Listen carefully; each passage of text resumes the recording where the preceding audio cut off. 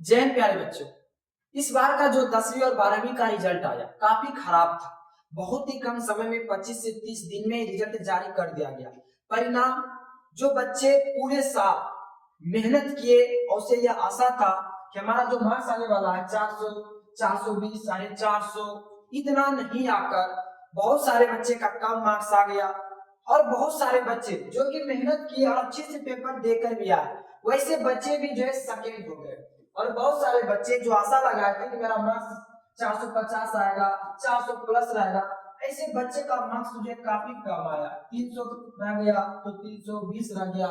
जिससे क्या है कि काफी सारे बच्चे खुश नहीं है और साथ ही इस समस्या को लेकर बहुत सारे टीचर्स भी गए हैं पटना और काफी सारे समाधान निकलता है। लेकिन समाधान में क्या होगा प्यारे बच्चों कि रिजल्ट तो दोबारा जारी नहीं किया जाएगा और आने वाले समय में सुधार हो सकता है। जैसे कि मान लीजिए रिजल्ट जारी जल्द ही कर दिया गया, ठीक है, सो आगे से ऐसा नहीं होगा।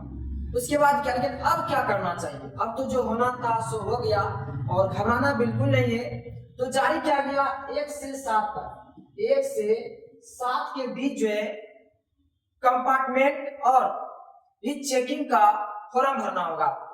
आइए सबसे पहले समझ लीजिए कि कंपार्टमेंट और चेकिंग क्या होता है। अगर मान लीजिए कि बहुत सारे बच्चे क्या होते हैं, अब जैसे मान लीजिए कोई बच्चे 10th का रिजल्ट किसी एक सब्जेक्ट में फेल कर जाते हैं या इंटर के किसी 1 से 2 सब्जेक्ट में फेल कर जाते हैं, तब उसके लिए आता है कंपार्टमेंट। कंपार्टमेंट में क्या होता है कि जिस भी सब्जेक्ट में, चाहे एक सब्जेक्ट में आप फेल कर गए या 2 सब्जेक्ट में फेल कर गए, तो उस सब्जेक्ट में आपका फिर से एग्जाम देना है, यानी उस सब्जेक्ट में आपको फिर से परीक्षा देना होता है।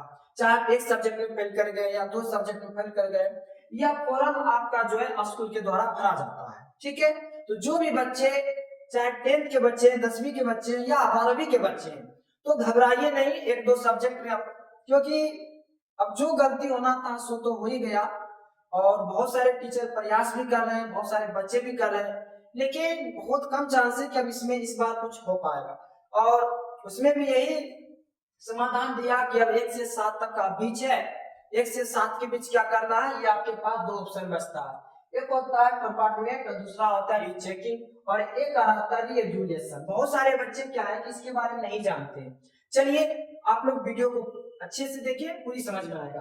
क्या है कंपार्टमेंट और रीचेकिंग? सबसे पहले कंपार्टमेंट मतलब क्या होता है, जो बच्चे को यह लग रहा है कि हमारा एक सब्जेक्ट में फेल कर दिया गया या 2 सब्जेक्ट में फेल कर दिया गया, तो वैसे बच्चे क्या करिए कि 1 से 7 तक का समय दिया गया है, आप स्कूल जाइए और वहां से फॉर्म को भरवा लीजिए। उसके बाद क्या होगा, बहुत जल्दी आपका एग्जाम हो जाता है और जो भी समय बचता है उतने समय में आप लोग अच्छे से तैयारी कर लीजिए और फिर से उसका एग्जाम अच्छे से दीजिए, फिर जो आपका रिजल्ट दोबारा आ जाता है, ठीक है।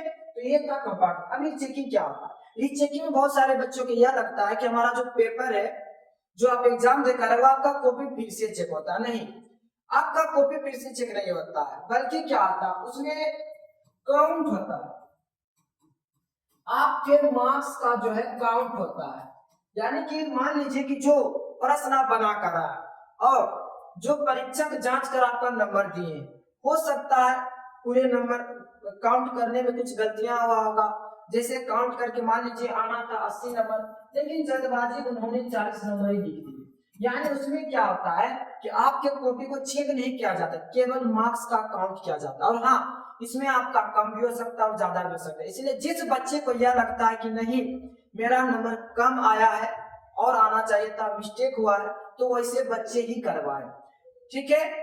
अब आता है रीएवैल्यूएशन क्या होता है। देखिए रीएवैल्यूएशन क्या होता है, जैसा कि बता कंपार्टमेंट वैसे बच्चे के लिए जो किसी 1 से 2 सब्जेक्ट में फेल कर गए तो वह दोबारा दे सकते हैं, उस सब्जेक्ट में एग्जाम देंगे, फिर से उसे रिजल्ट फिर से उसका रिजल्ट जारी कर दिया जाता है। उसके बाद आता है रीचेकिंग, इसमें केवल आपके मार्क्स का काउंट किया जाता है, घट भी सकता है बढ़ भी सकता है। तो अगर आपको लगता है कि नहीं कुछ गलतियां हुआ होगा तभी आप करवा। हाँ, रीचेकिंग में क्या होगा, एक सब्जेक्ट का आपका 120 रुपीज लगता है, यानी एक सब्जेक्ट आप रीचेकिंग करवाते हैं तो 120 रुपया लगेगा आपको, ठीक है। उसके बाद अब आता है रीएवैल्यूएशन। रीएवैल्यूएशन क्या होता है, इसमें आपका जो है किसी दूसरे शिक्षक के द्वारा जिसे कॉपी चेक कर दिया गया, मान लीजिए आपको लग रहा है बहुत कम मार्क्स आया, इसमें आपके मार्क्स का काउंट नहीं होता, मार्क्स का चेक नहीं किया जाता, बल्कि किसी चीज किया जाता है आपके फिर से आपके कॉपी को चेक किया जाता है किसी दूसरे टीचर के द्वारा।